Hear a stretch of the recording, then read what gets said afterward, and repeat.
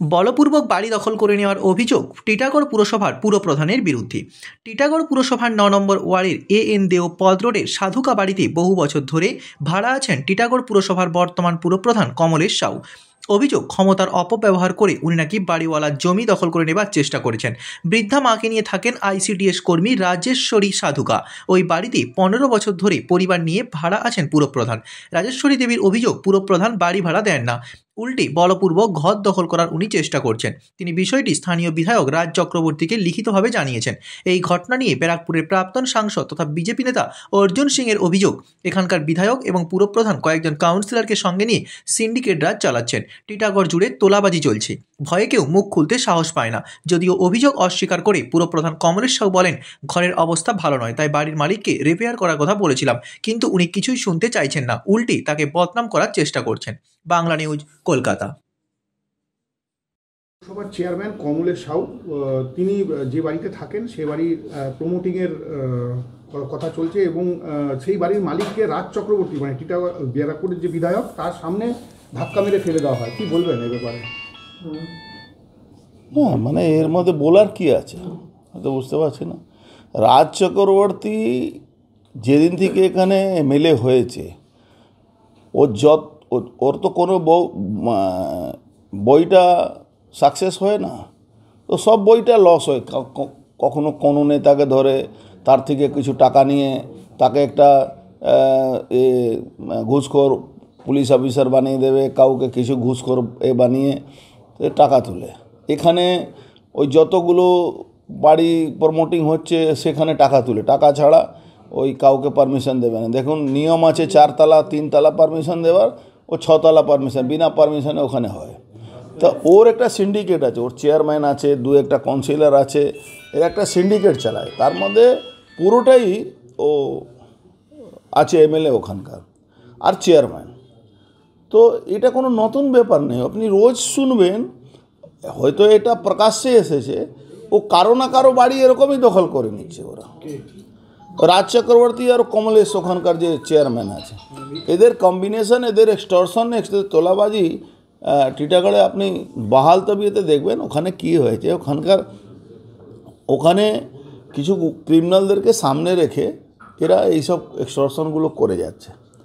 আর main হচ্ছে, আমার কালকে স্কুল ভিজিট ছিল, আমি স্কুলে বেরিয়েছি, আমি আইসিডিএসে চাকরি করি হেল্পারে। আমার কালকে ওপর মহল থেকে স্যাররা এসছেন, ম্যাডামরা এসছেন, আমাকে 9টার সময় মাকে তৈরি করে দিয়ে আমাকে বেরিয়ে যেতে হয়। আমি এখানে আওয়াজ পাওয়াতে আমি ওখানে যাই এবং গিয়ে দেখি ওরা ঘর ভাঙছে। টিটাগড় মিউনিসিপ্যালিটি চেয়ারম্যান কমলেশ সাউ এবং এখানকার কাউন্সিলর, 9 নম্বর ওয়ার্ডের কাউন্সিলর কমলেশ প্রসাদ সাউ। তখন আমি বলি যে হ্যাঁ, ঘরটা আমার। এবার ওখানে একটা ঘর আছে, ওর একটাই ঘর আছে। তারপরে আমি যখন ওনার ওয়াইফকে বলি যে এই ঘরটা ভাঙা হচ্ছে, আমাকে কোনো না জানিয়ে, উনি বললো প্রয়োজন বোধ করি না। আমাকে এই কথাটা বলা হয়েছে। আমি স্কুলে চলে তার বাড়ি জবরদখল করার চেষ্টা করা হচ্ছে, মেন্টালি হারাসার বাড়ি দখল। দেখেন, আমি এই পাড়াতে জন্ম নিয়েছি, জন্ম থেকে এখানে আছি, ঠিক আছে। আগে ভাড়া বাড়িতেই থাকি, এখনো ভাড়া বাড়িতেই থাকি। তো এই যে পুরনো বাড়ি, সেখানে বাবা থাকেন। কালকেই বাবা পড়ে গেছে, পড়ে অসুস্থ হয়েছে, তাকে ভর্তি করেছে হাসপাতালে, এখনো বাবা হাসপাতালে। তো ওনাকে রিকোয়েস্ট করা হয়েছে যাতে রিপেয়ারিং একটু করে নিই, যাতে বাবা ওখানে বাথরুম যেতে পারে। বয়স হয়েছে, বাবা বাথরুম যেতে হয়েছে। সেটা আমি না গিয়ে আমার মেয়ে গেছিল। উনি কথাই বলতে চায় না, কারোর সাথে কথা বলতে চায় না, কোনো মাধ্যমেই আলোচনায় বসবে না, কারোর সাথে কথাই বলবে না। মা বাবা যতদিন ছিলেন তারাই বাড়ি দিয়েছে, তারা ভালোভাবে ভদ্রভাবে কথা বলতো। মেয়ে জবে থেকে এসে কোনো রকম কোনো কথাই বলতে পারে না। তো কি বলবো, কি আলোচনা? আপনাদের রিকোয়েস্ট করছি যে আপনারা বসে এটাকে মিটিয়ে দিন না। আপনাদের সামনে বসে আমরা কথা বলেছিলাম, আপনি বলপূর্বক জবরদখল করতে চাইছেন আপনার পাওয়ারের জন্য।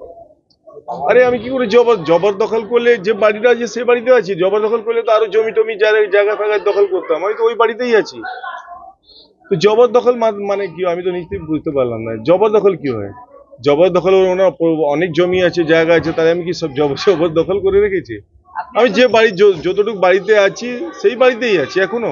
আপনি পুরপ্রধান হিসাবে, এটা যেহেতু আপনি এখানে রয়েছেন, আপনি আমি বলছি যে আমি আমার কাউন্সিলর শেষারেন সিংজি 10 নম্বর ওয়ার্ডে তাকে পাঠিয়েছিলাম, আমার মেয়ে গিয়েছিল, পাড়ার লোক গিয়ে কথা বলছে যে এটা বসে মিটিয়ে নেওয়ার সম্মান ব্যাপার। উনি শুধু আমার অপমান মেটাতে, মানে কি ভাড়া বাকি আছে আপনি নিয়ে নিন, কোনো অসুবিধা আছে বসুন কথা বলুন, কিছু ভাড়া বাড়াতে হলে বলুন, ভাড়া বাড়িয়ে হয়।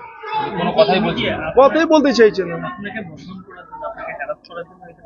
আচ্ছা, এটা ধরুন আমি এই পাড়াতে জন্ম নিয়ে আজকে একটা জায়গা পৌঁছেছি, আরেকজন লোক যেখান সেখানে এই উল্টোপাল্টা কথা বলছে, তার মানে কি হলো? আমি ভাড়া দিচ্ছি না, আপনাদের মাধ্যমে বলছি দাদা, ওনাদের ফ্যামিলি মেম্বার যারা আছে তাদেরকে জিজ্ঞেস করুন, তাদেরকে রিকোয়েস্ট করছি যে বসেটাকে মিটিয়ে দিন না, কি ভাড়া আছে দিয়ে দিই। অন্যান্যর জন্য আমরা এত করছি, আমি আমার বাড়ির জন্য কারো ভাড়া মেরে দেবো বা কারো জমি দখল করে নেবো, এই আচরণটা আছে কি? আমার ব্যাপারটা পাড়ায় আশেপাশে যারা আছে এবার খোঁজ দিয়ে নিন, কারো কোনো জায়গায় আজ অব্দি দখল করেছি বা কাউকে থপ্পড় মেরেছি, কিছু একটা করেছি? এইসব এটা বদনাম করার চক্রান্ত। ঠিক আছে, ওনার মাথায় কি আছে আমি জানি না, আমি আপনাদের রিকোয়েস্ট করছি, এখনো বলছি যে আপনারা এটা বসে মিটিয়ে দিন। উনি কি চাইছেন বলুন, আমি আপনাদের সামনে ওনার সাথে বসে কথা বলতে রাজি। শেষ করি না, কি আছে। বাংলা নিউজ, কলকাতা।